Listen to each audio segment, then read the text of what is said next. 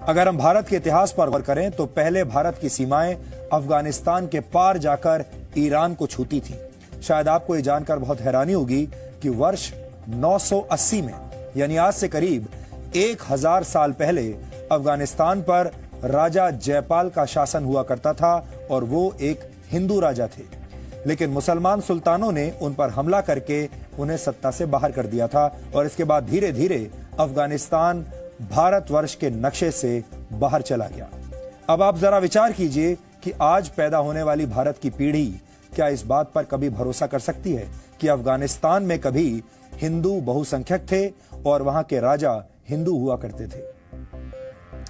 6ठी शताब्दी में यानी आज से करीब 1400 वर्ष पहले इस्लाम धर्म सऊदी अरब से दुनिया में फैलने लगा और यह ऐतिहासिक सत्य है कि जैसे जैसे इस्लाम का प्रसार हुआ वैसे वैसे भारत की सीमाएं छोटी होती चली गई।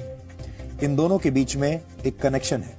आखिरी बार भारत का नक्शा 1947 में बदला जब पाकिस्तान के रूप में भारत का एक बड़ा हिस्सा भारत से अलग हो गया और दुख की बात यह है कि इस्लाम के नाम पर ही पाकिस्तान का भी निर्माण हुआ, यानी तब भी भारत के टूटने की वजह इस्लामिक कट्टरता ही थी। लेकिन यह सिर्फ 100 या 200 वर्षों का इतिहास नहीं है। पूरे 1300 वर्षों तक यानी 1300 वर्षों तक भारत में हिंदुओं का दमन हुआ। भारत पर सबसे पहला सफल हमला मोहम्मद बिन कासिम ने किया था। संविधान का निर्माण करने वाले डॉक्टर भीमराव अंबेडकर ने अपनी एक किताब में इस ऐतिहासिक घटना का जिक्र किया है। इस किताब का नाम है पाकिस्तान या भारत का विभाजन। ये किताब इस वक्त मेरे हाथ में है, इसमें से कुछ पढ़कर आपको आज सुनाऊंगा। पाकिस्तान अथवा भारत का विभाजन, डॉक्टर BR अंबेडकर ने इस किताब को लिखा है। ये देखिए, ये वो किताब है, इसी को आज मैं कोट करने वाला हूं आपके सामने। भारत पर पहला हमला करने वाले मोहम्मद बिन कासिम ने सिंध की विजय के बाद अरब के खलीफा हजाज को एक पत्र लिखा था।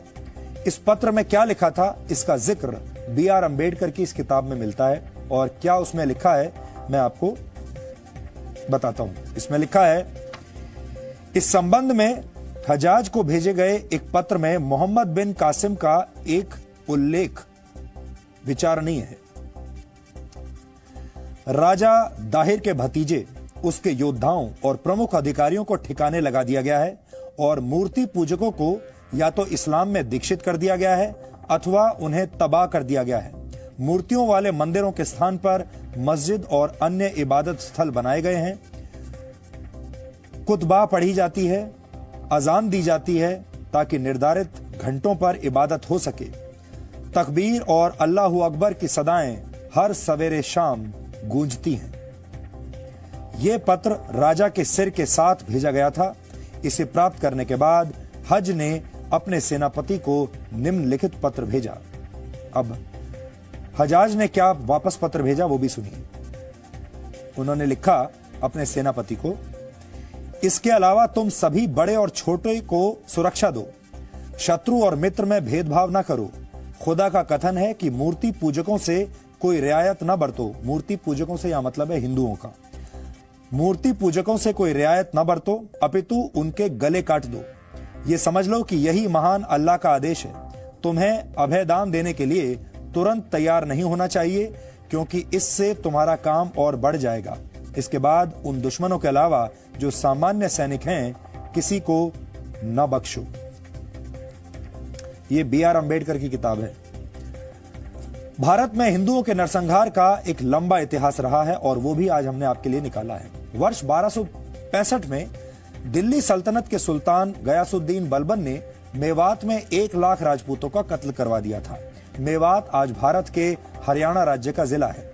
वर्ष 1303 में दिल्ली के सुल्तान अलाउद्दीन खिलजी ने चित्तौड़ पर हमला करके 30,000 हिंदुओं का कत्ल कर दिया था।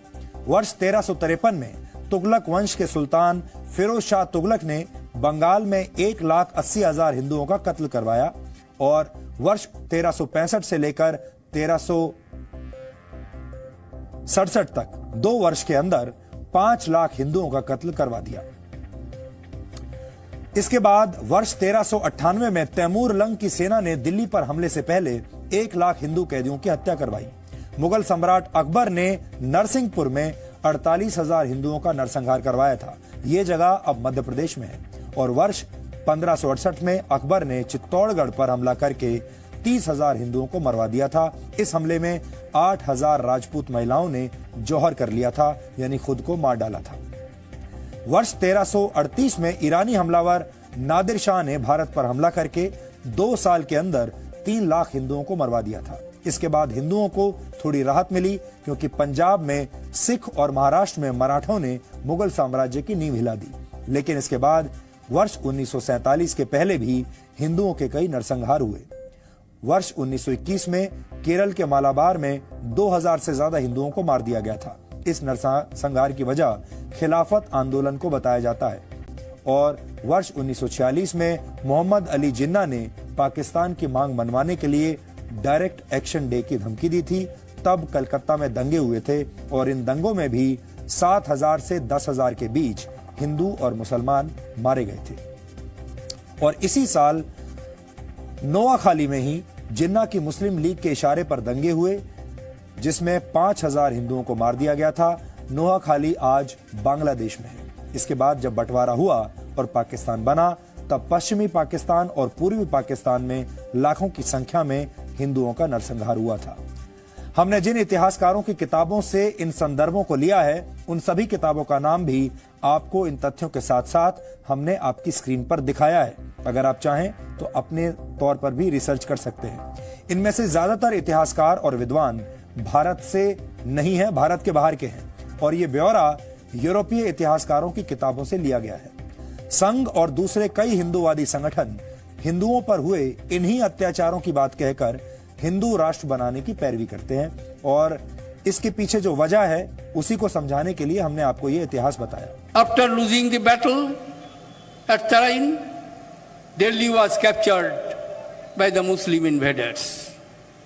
The next 600 years were the Muslim rules, and which was finally taken over by a mercantile company, East India Company, winning the battle at Plassey in 1757, and thereafter with the success in 3 battles of Arcot, a mercantile company, East India Company, captured a large part of territory in eastern India and southern India. आज देश में हर किसी को समान रूप से मौका मिलता है। सभी को देश की प्रगति में अपना योगदान देने का पूरा अधिकार है। ये आज भारत के लिए बहुत सौभाग्य की बात है और आज हम देश को एक बार फिर भारत के उस स्वर्ण युग की याद दिलाना चाहते हैं जब भारत की जीडीपी पूरी दुनिया में सबसे ज्यादा थी। पहली शताब्दी में भारत का जीडीपी शेयर पूरी दुनिया में 32.9% था। जी न्यूज भारत का पहला न्यूज चैनल है जिसने पूरे भारत की अर्थव्यवस्था के स्वर्ण युग को प्रमाणित दस्तावेजों के साथ आपको दिखाया था। ब्रिटेन के अर्थशास्त्री एंगस मेडिसन ने पूरी दुनिया की अर्थव्यवस्था पर एक रिसर्च रिपोर्ट तैयार की थी और इस रिपोर्ट का नाम है the world economy millennium perspective and historical statistics.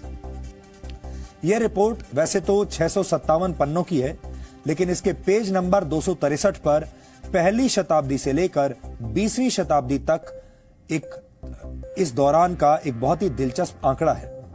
इसमें दुनिया के जीडीपी में 20 देशों के शेयर परसेंटेज के बारे में बताया गया है।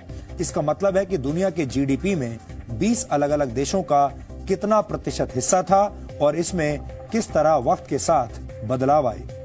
पहली शताब्दी में भारत का जीडीपी शेयर 32.9% था, यानी पूरी दुनिया में जितना उत्पादन हो रहा था उसके 30% से ज्यादा हिस्से पर भारत का कब्जा था।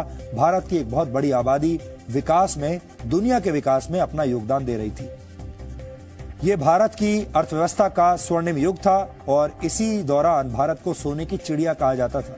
लेकिन जैसे जैसे समय बीतता गया, भारत पर अरब, अफगानिस्तान और टर्की के हमलावरों ने हमला किया।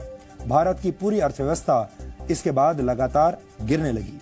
इस ग्राफ में भारत के जीडीपी शेयर पर आप जरा गौर कीजिए। जैसे जैसे वक्त गुजरता गया वैसे वैसे भारत का जीडीपी शेयर कम होता चला गया, गिरता चला गया।